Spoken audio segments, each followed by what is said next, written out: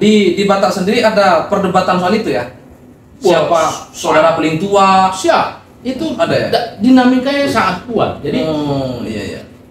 aku pikir di Yahudi pun seperti itu dialami. Jadi bukan hanya bicara garis keturunan Nabi Muhammad, tapi ini semua ras, semua etnis aku pikir mengalami hal yang sama. Klaim-klaim historis terhadap nasab bahwasanya paling sayyid siapa? Nah, ini kan di semua agama aku pikir, di Hindu Buddha apa yang terjadi di Bali itu kan hierarki sosial kan jelas ya.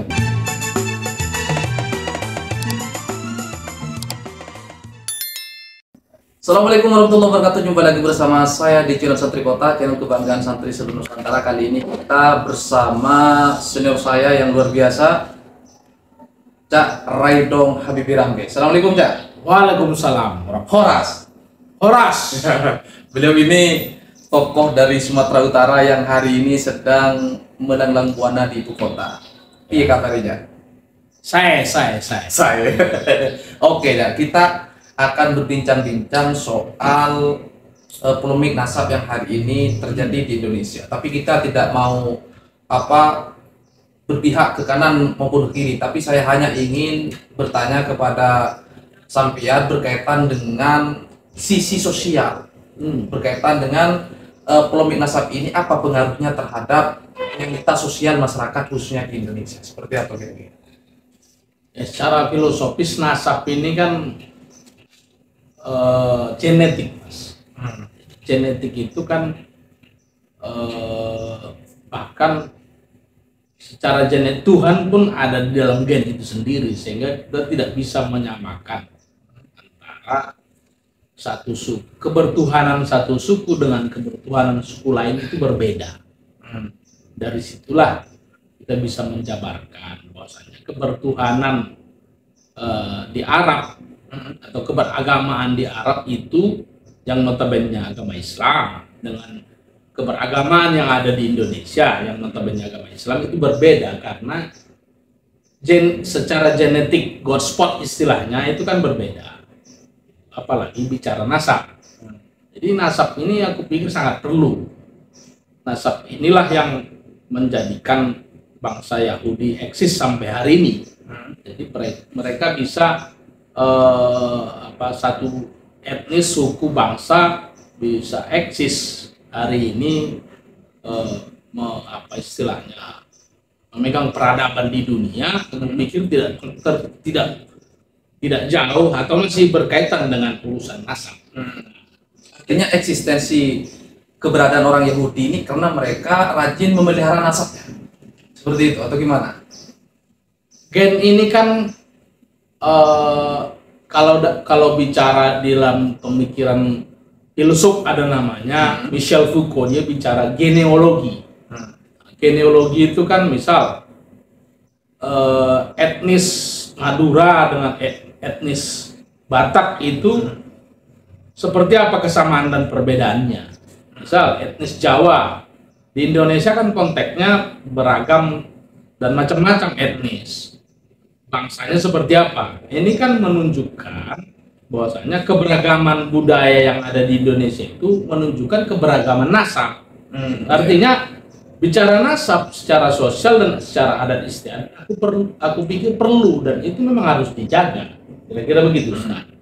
Terus bagaimana dengan fenomena sekelompok orang di Republik ini yang ke barat dan ke timur, kemana-mana menjual nasabnya dalam rangka untuk meningkatkan hegemoni terhadap suku-suku lain yang ada di Indonesia.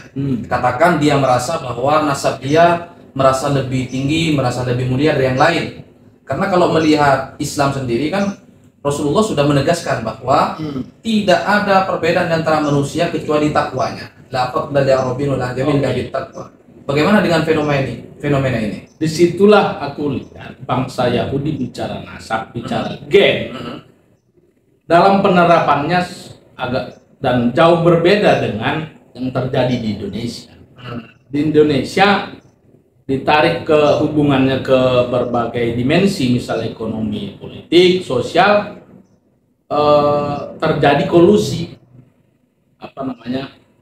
hingga akhirnya korupsi berjamaah. Ini kan bicara gen juga, artinya proses perekrutan dalam dunia kerja tidak jauh dari kekeluargaan. Ini kan gen, ini kan nasab. Satu sisi bagus, asal ini memang dikelola secara proporsional dan profesional. Itu yang terjadi di bangsa Yahudi, kita katakanlah hari ini kan mereka di dalam teks Al-Quran diceritakan memang punya IQ dan wawasan pengetahuan yang lebih dari yang lain. Iya. Jadi memang kecerdasan mereka melebihi rata-rata dibandingkan kecerdasan bangsa-bangsa lain. Tapi mereka tidak bisa lari daripada proses nasab dan gen ini kan gitu. Di Indonesia ketika ini diterapkan dalam berbagai segi dimensi kehidupan, terjadi distorsi atau jadi melahirkan kolusi kekeluargaan yang terlalu fanatis. Ini efek-efek negatifnya. Sebenarnya kalau mau ditarik ke ranah berbagai lini kehidupan banyak sih, nanti bisa kita kaji efek negatifnya. Di samping memang saya sampaikan tadi itu efek positifnya banyak dan perlu harus dijaga nasab ini gitu loh. Artinya fanatisme terhadap nasab internal keluarga itu boleh-boleh saja. Boleh-boleh aja. Yang tidak boleh itu merasa lebih unggul daripada yang lain.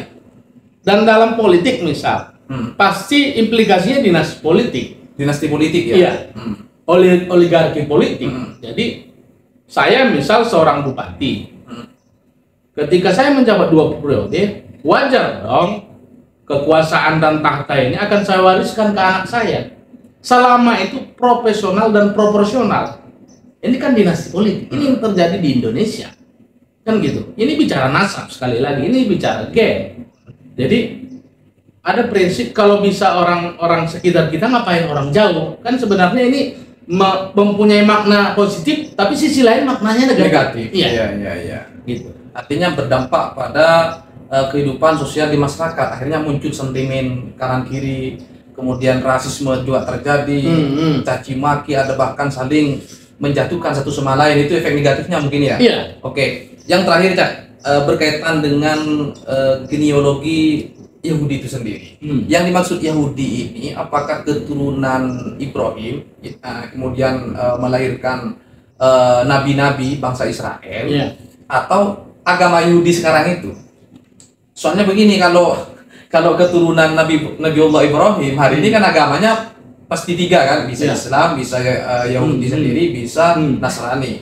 Tetapi hari ini yang diklaim oleh orang-orang Israel bahwa genetik yang paling mulia di antara bangsa-bangsa yang lainnya itu adalah orang-orang yang beragama Yahudi sekarang itu. Seperti apa yang benar ini? Sepemahaman saya, sepengetahuan saya, Ustaz, apa yang terjadi di Palestina dan Israel itu bukan suku atau etnis atau bangsa asli Yahudi. Jadi yang saya maksud suku bangsa atau gen Yahudi itu sendiri beyond of religion. Jadi ini tidak bicara agama lagi, tapi mereka bicara kesuku bangsaan. Mereka ada di mana-mana. Apapun agamanya, selama itu masih ada garis keturunan, itu mereka sangat rekat dan kekerabatannya sangat kuat. Gitu. Mereka ada di mana-mana, di Arab Saudi, kemudian di Eropa, di Amerika. Mereka menguasai birokrasi, pemerintahan, bahkan jalur modal yang ada di dunia ini. Jadi bukan sesederhana apa yang kita lihat dan terjadi di Palestina dan Israel. Itu terlalu dispesifikkan ke arah agama. Artinya yang dimaksud Yahudi pembahasan tadi itu bukan agama, tetapi genetik dan lebih pada bangsa. Iya, lebih bangsa ya. Nah, saya tambahin, bicara gen dan nasab ini, kalau dalam konteks keindonesiaan ditarik ke ranah agama, tetap punya makna implikasi positif dan negatif. Tradisi kiai yang ada di Jawa, begitu juga misal di Sumatera Utara ada Buya, ada Tuan Guru dan sebagainya. Ini mengalami akulturasi budaya. Gitu. Jadi sudah campur aduk di sana budaya Hindu sebelum kita menganut atau Islam datang ke Nusantara ini, kita jauh hari sudah punya adat istiadat atau pemahaman kepercayaan terhadap Hindu Buddha. Jadi itu menyatu, mengalami akulturasi budaya terhadap nilai-nilai agama, sehingga apa yang terjadi di beberapa daerah sedikit mengental tradisi kiai gitu. Jadi kalau kiai bapaknya pasti ke anaknya jadi Gus gitu. Ya, jadi Gus. Misal kalau saya nggak ada keturunan kiai, nggak mungkin dong jadi Gus kan gitu. Ini terlalu berimplikasi pada negatif gitu. Bisa naturalisasi. Bisa naturalisasi. Kan gitu. Kiai. Tapi sisi positifnya aku pikir bagus. Artinya tradisi di dunia habaib, di dunia kuyaha atau kiai-kiai, kalau kita mau fair, ya kita spesifikasikan aja mana yang ranah positif, mana yang ranah negatif.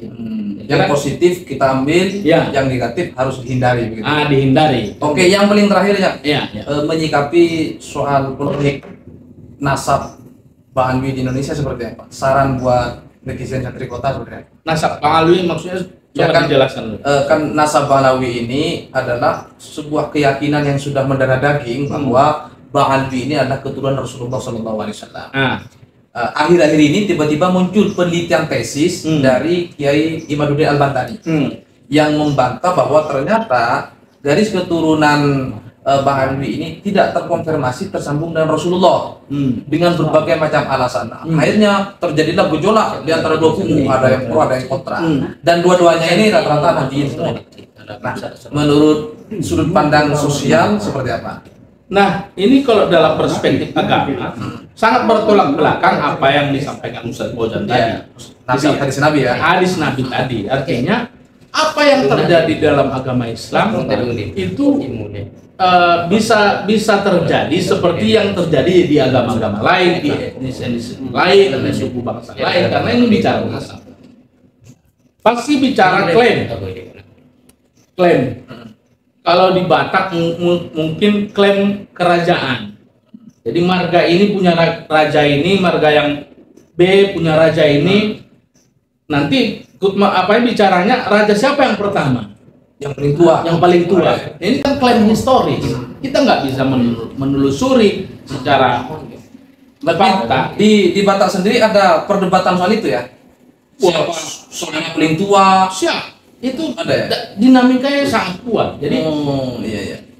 Aku pikir di Yahudi pun seperti itu dialami. Jadi bukan hanya bicara garis keturunan Nabi Muhammad, tapi ini semua ras, semua etnis aku pikir mengalami hal yang sama. Klaim-klaim historis terhadap nasab bahwasanya paling sayyid siapa? Nah, ini kan di semua agama aku pikir di Hindu Buddha apa yang terjadi di Bali itu kan hierarki sosial kan jelas. Ini kan bicara nasab, bicara gen juga.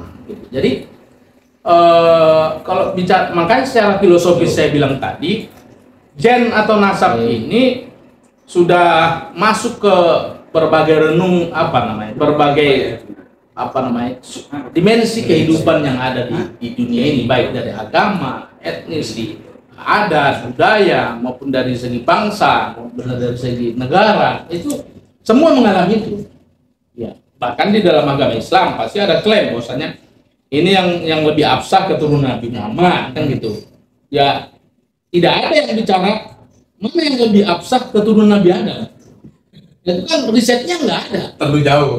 Kalau ada itu bisa diklaim secara historis, pasti ada yang mengklaim yang lebih absah keturunan Nabi Muhammad kan gitu. Nah, aku pikir ujung daripada semua ini adalah God spot tadi, bahwa gen kebertuhanan kita yang memang sebenarnya ketika kita mengklaim satu gen yang lebih unggul daripada gen yang ras yang lain, kita sebenarnya lagi sedang mendeklar diri kita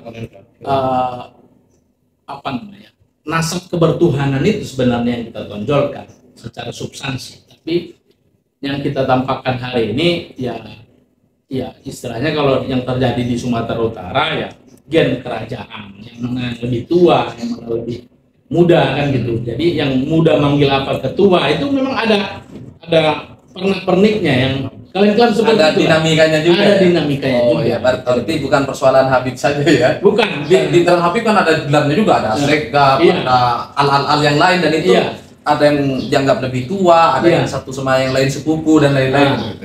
Dan itu punya apa namanya? Punya standar etika tersendiri ketika satu kelas ketika berkomunikasi kelas yang di atas itu ada etika tersendiri, harus cium tangan, harus nunduk, harus mundur dan sebagainya. Ini kan satu perangkat sistem nilai dalam adat, aku pikir lebih utamanya, karena dalam Islam sebagaimana kata Ustadz tadi dalam hadis, Nabi nggak beda-bedakan itu semua.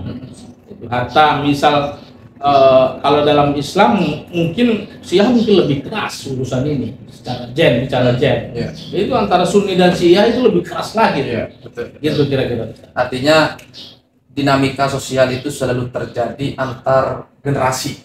Iya, bisa dibilang dari zaman dulu Nabiullah Ibrahim sampai Rasulullah sampai hari ini akan terus berkompetisi, merasa dirinya lebih tinggi derajatnya daripada yang lain. Iya, klaim seperti itu kan klaim sebenarnya manusiawi. Iya, manusiawi. Ya. Dan pada hakikatnya klaim seperti itu kan klaim paling dekat kepada Tuhan. Ketika saya mengklaim bahwasanya saya dengan Nabi Muhammad hanya beberapa generasi, itu dibalik itu sebenarnya klaim kebertuhanan saya. Lebih takwa gitu. Nah, itu sebenarnya artinya ini yang kita perjuangkan sebenarnya kebertuhanan sisi gitu. Oke. Semua obrolannya adalah dari semoga yang disampaikan oleh senior saya ini memberikan inspirasi bagi kita semua bahwa kita boleh berbangga dengan nasab kita, tetapi tidak untuk menginjak-injak nasab orang lain. Betul. Terima kasih, Jak. Siap. Sampai jumpa lagi bersama Santri Kota. Assalamualaikum warahmatullahi wabarakatuh. Sampai jumpa.